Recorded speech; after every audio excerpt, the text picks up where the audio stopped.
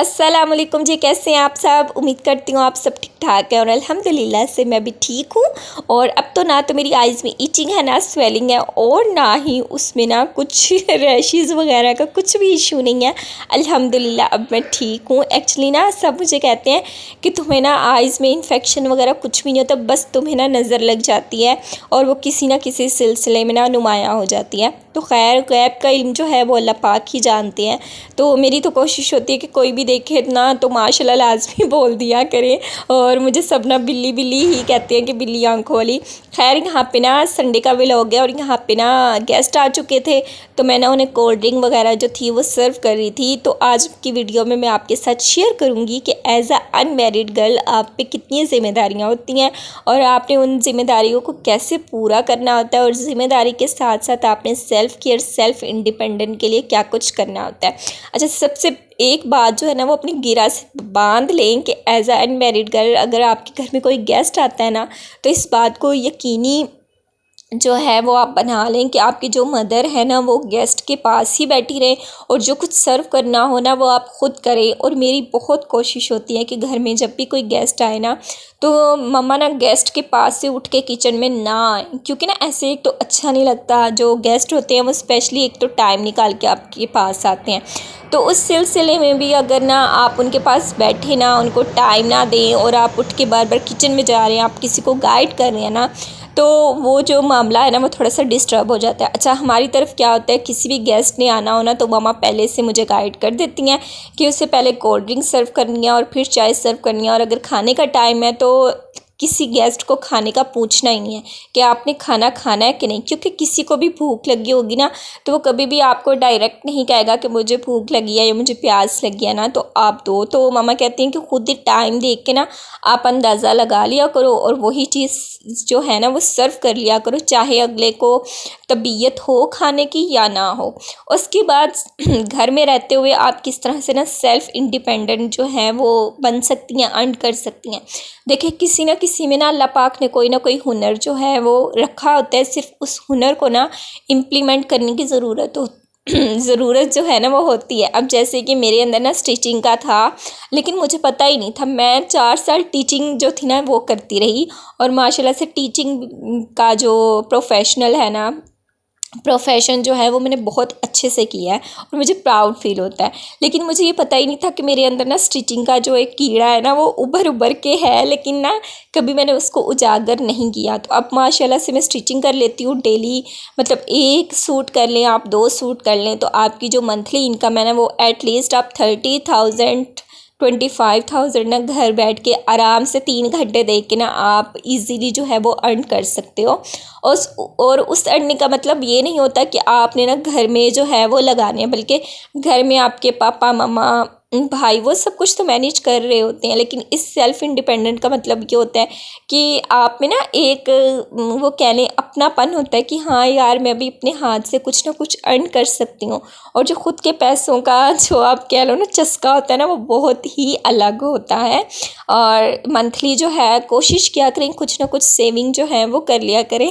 अब जो मैं हूँ ना, मेरे पास अगर मंथली आप फ़र्ज़ कर लो 10,000 है ना, तो मैंने उस 10,000 में से ना 3,000 जो है वो मैंने जो है ख़र्च करना होता है और बाकी मेरी कोशिश होती है मैं सेव कर लूँ। अब जो 3,000 जो है ना वो मैंने ख़र्च किया होता है ना, अब वो नेक्स्ट मंथ मेरी कोशिश होती है कि उस 10,000 में ना वो 3,000 और ऐड करके ना वो मेरा 10,000 पूरा हो जाए। उसमें ना कोई जो 7,000 की कमी पेशी थी ना वो पूरी हो जाए, मतलब वो दोबारा से ना जुड़ जाए।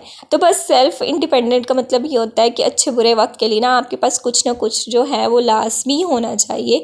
और आजकल स्टिचिंग जो है ना, स्टिचिंग के लिए ना आपको मेजरमेंट लेनी आ जाए ना साइज़ की, तो फिर कटिंग जो है वो बिल्कुल मुश्किल नहीं है और स्टिचिंग तो फिर बहुत ही ईजी है, क्योंकि आजकल यूट्यूब पे ना स्टिचिंग की बहुत सी ट्रिक्स हैं। सिर्फ कटिंग पे ना और साइज़ पे आप कर लें। जब साइज़ अच्छे से आपको लेना आ जाएगा तो फिर तो कटिंग जो है ना वो 2-3 सूट आप कट करोगे तो ईज़िली हो जाती है। इसके अलावा यहाँ पे ना अब मैंने ऊपर आ चुकी थी।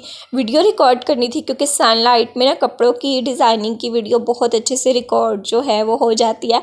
और ये जो सूट आप देख रहे थे ये मैंने मम्मा का स्टिच किया था, और इसकी सारी जो नीटनेस वगैरह फिनिशिंग वगैरह है वो तो आप देख ही चुके होंगे, तो मुझे अपने मुँह मियाँ मिट्ठू बनने की तो बिल्कुल भी ज़रूरत नहीं है। तो कहने का मतलब ये होता है कि ये जो लोग कहते हैं ना कि यार हम घर में रहते हैं, हमें अपने लिए टाइम नहीं मिलता, हमें कुछ अपने लिए अर्न करने का टाइम नहीं मिलता, तो ये सिर्फ़ और सिर्फ आप अपनी ज़ात को बहाने दे रहे होते हो ख़ुद को डंप करने के लिए। वो कहते हैं ना कि जब इंसान में ख़ुद की लगन ना हो कुछ करने के लिए, तो वो आस पास की चीज़ों को ही ना कसूरवार जो है वो बनाना शुरू कर देता है कि यार इस वजह से मैं कुछ नहीं कर सकता। तो यहाँ पे ना सिस्टर यूनिवर्सिटी से वापस आ रही थी, तो आज ना मैडम ने उबर करवा ली थी बिकॉज़ दोनों जो भाई थे वो बिज़ी थे ना। और उसके अलावा अगर आपको डिस्क्रिप्शन कह रही हूँ, अच्छा डिस्क्रिप्शन बॉक्स में ना मैं अपना इंस्टाग्राम का लिंक जो है वो लगा दूँगी, तो मुझे इंस्टाग्राम पे भी फॉलो कर लीजिएगा। और मेरे चैनल को सब्सक्राइब नहीं किया तो वो तो लाजमी कीजिएगा, और अच्छा सा कोई कमेंट कर दीजिएगा। और अगर मेरी कोई बात बुरी लगी हो तो वो भी कमेंट सेक्शन में बता दीजिएगा, ताकि मैं उसको ना इम्प्रूव कर सकूँ। क्योंकि इंसान जो है वो गलती का पुतला है, गलती करता है, सीखता है, गिरता है, फिर उठता है, फिर गिरता है, फिर उठता है, और फिर जब एक बार उठ पड़ता है ना तो फिर चाहे वो जितनी मर्तबा गिर जाए वो ख़ुद को उठा सकता है। तो ये मेरी लाइफ का चुन्नी मुन्नी से जो मेरी लाइफ है ना, मेरी एज है, उसका एक्सपीरियंस है। खैर उसके बाद देख लिया करें कि किचन में अगर कुछ क्लीनिंग के लिए है तो वो टाइम मैनेज करके ना उसको क्लीन कर लिया करें। ज़रूरी नहीं होता कि आपने ना मंथ बाद ही पूरे किचन का सामान बाहर निकालना है और फिर एक ही बार ना शुरू हो जाना है। तो ऐसी गलती ना किया करें, इससे तो आपको खुद स्ट्रेस होना स्टार्ट हो जाता है, और मेंटली ना आप सेटिस्फाई नहीं होते। आपको होता है कि यार अभी ये कम पड़ा है, अभी वो कम पड़ा है। तो मुझे ना जैसे जैसे मौका मिलता है, अगर एक शेल्फ़ जो है वो किचन की बहुत गंदी हो रही है ना, तो मैंने एट अ टाइम ना सिर्फ उसी को साफ़ करना है, मैंने कैबिनेट वगैरह को साफ़ नहीं करना। क्योंकि इससे मुझे लगता है कि ना हम अपने ऊपर ना बहुत ज़्यादा बर्डन डाल लेते हैं, और फिर जो काम का बर्डन होता है ना और काम का गुस्सा होता है, थकावट होती है, तो फिर हम अपने ना आस पास के रिश्तों पे ना वो सारा गुस्सा जो है वो निकाल रहे होते हैं। और हर इंसान के ना काम करने का तरीका अलग होता है, और हर इंसान कोशिश करता है कि वो ना अच्छे से अच्छा करे। बस परफेक्शन जो होती है ना वो हर इंसान की अलग अलग होती है। तो किसी को भी ना जज ना किया करे कि मैंने ये काम अच्छा किया तो मेरे मुकाबले में तो कोई काम कर ही नहीं सकता। तो ऐसा बिल्कुल भी नहीं होता। और जब देख लें कि आपने आज बहुत पानी वाला काम किया है, तो रात को सोने से पहले ना अपने हाथों पे और पाँव पे थोड़ा सा स्क्रबिंग जो है वो लाजमी कर लिया करें। वीक में 2 बार कर लें तो आपके लिए इनफ होता है। अब जैसे मुझे आदत है, मैं ना ब्लैक लिक्विड यूज़ करती हूँ बर्तनों के लिए, और इस तरह से ना नलके वगैरह के लिए, तो उससे ना आपके हाथों की स्किन बहुत रफ़ हो जाती है। तो अब मैं कोशिश करती हूँ कि मैंने ना ग्लिसरीन, अर्के गुलाब और लेमन डाल के मिक्सचर बनाया हुआ है वो लगा लेती हूँ। अगर वो ना लगाऊँ तो कोई भी अच्छा सा लोशन लेके, मॉइस्चराइज़र लेके ना वो लाजमी लगा लेती हूँ। क्योंकि अगर मंथली आप ना वीकली या मंथली अपनी स्किन केयर करते रहोगे ना, तो आपको काम करने में भी मज़ा आएगा, और फिर अपनी ना हालत को देख के, अपने हाथों को देख के आपको रोना भी नहीं आएगा, और ना आप किसी को ब्लेम करोगे कि यार मैं तो काम करती रहती हूँ तो मेरे हाथ देखे। देखिए दुनिया में इंसान जब आता है ना तो उसने खाना भी होता है, उसने पीना भी होता है, उसने सोना भी होता है, उसने खुद की ना सेल्फ़ ग्रूमिंग भी खुद ही करनी होती है, और उसने अपने आप को सेल्फ़ इंडिपेंडेंट भी खुद ही बनाना होता है।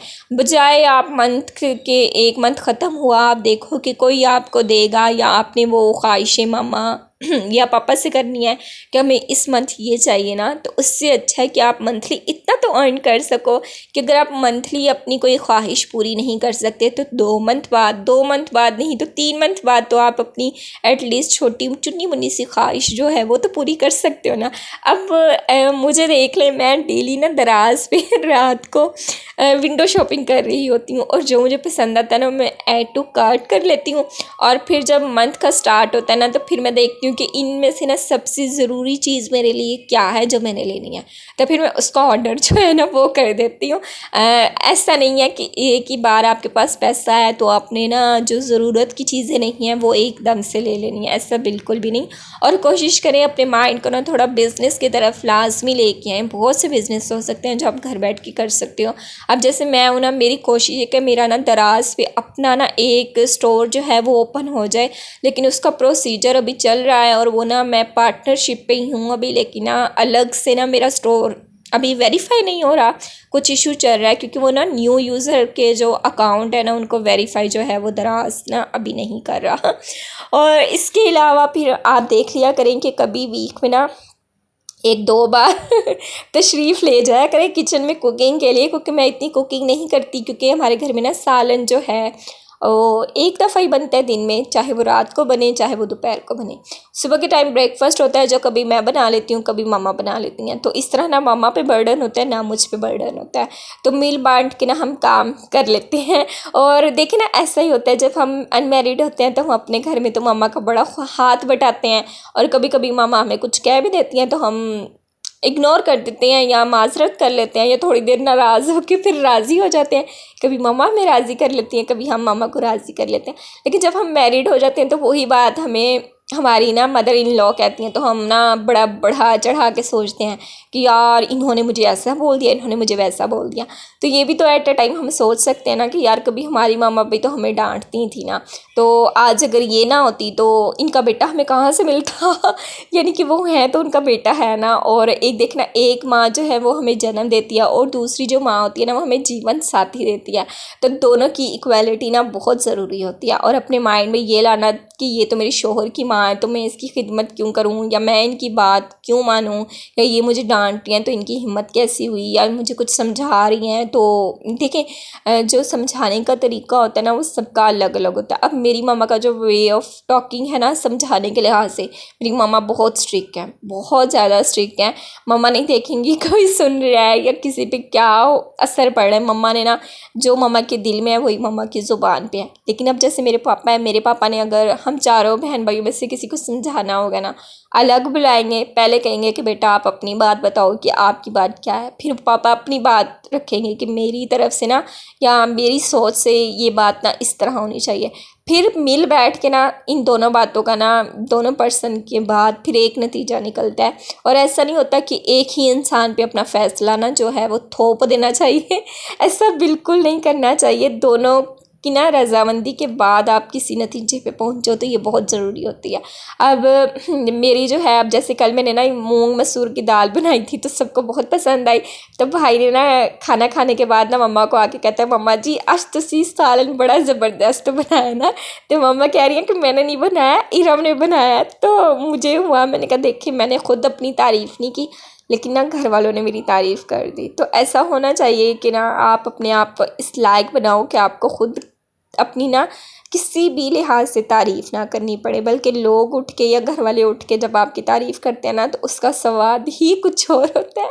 खैर बहुत होगी टिप्स एंड ट्रिक्स, तो आप भी कहोगे क्या हमें लेक्चर देने बैठ गया। लेकिन यकीन करें जब आज से 4 साल पहले मुझे भी इन बातों का ना इल्म तो था लेकिन मैं सीरियस नहीं थी।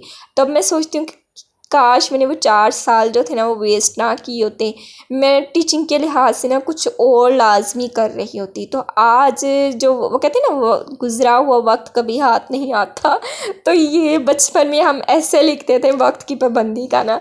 लेकिन अब ना मुझे इस बात को ना अब समझ आ रही है कि वक्त जो है ना वो आपकी ज़िंदगी में बहुत अहमियत रखता है।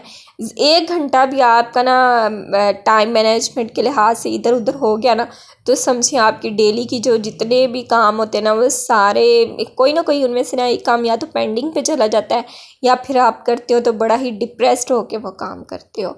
तो बस कोशिश क्या करें जल्दी उठा करें। और आपको क्या भी कौन रही है जो खुद 12 बजे उठती है, तो यार मैं कोशिश करूँगी कि मैं ना अपनी जो है वो रूटीन ठीक कर पाऊँ, क्योंकि कहते हैं कि अगर आपने अपनी ज़िंदगी में कामयाबी लेनी है ना और कामयाबी चाहती हो तो सबसे पहले अपने ना उठने बैठने और सोने की रूटीन जो है वो सेट करें। जब ये सेट हो जाती है तो कामयाबी जो है ना वो खुद ब खुद आपके मुकद्दर में लिख दी जाती है। लेकिन जिन्हें मेरी तरह उठना ही 12 बजे है और ज़ोहर की नमाज़ पढ़ने के बाद नाश्ता करना है तो उसकी क्या हेल्थ अच्छी होगी। होता तो फिर बीपी जो है ना वो लो ही रहना और उसने डिगना डुगना होता है मेरी तरह, क्योंकि ना वो आपकी बॉडी को नीड होती है। अब देखें रात 12 बजे के आप सो रहे हो, सुबह 12 बजे आप उठ रहे हो, तो आपकी बॉडी में सबसे पहली जो कमी होती है ना वो डिहाइड्रेशन की होती है, पानी की कमी, क्योंकि 12 घंटे आप बग़ैर पानी के लेटे रहते हो, तो वो सबसे। उसके बाद आपकी बॉडी को ना खाने की ज़रूरत होती है, विटामिन की ज़रूरत होती है, फ्रूट की ज़रूरत होती है, लेकिन 12 घंटे में हम लोग ने मुंह बंद करके ना रोज़ा रख के लेटे होते हैं। तो इस वजह से ना आजकल ना हेल्थ के जो इफ़ेक्ट्स हैं ना, हेल्थ इशू हैं गर्ल्स में, वो सबसे ज़्यादा हो रहे हैं। और गर्ल्स में जो सबसे ज़्यादा इशू पाया जाता है ना, वो PCOS का पाया जाता है। और इसकी सबसे बड़ी वजह ये होती है स्ट्रेस, आपका वेट जो है वो आपकी एज से ज़्यादा हो या कम हो, और फिर अनहेल्दी फूड जो हम लोग खाते हैं, और उसके बाद से ना हमारी जो सोने उठने की रूटीन है ना, वो बहुत ज़्यादा है। तो बस यही था मेरा चुनना मैंने सब लोगों को, सबको अच्छा लगा होगा। अल्लाह हाफिज़।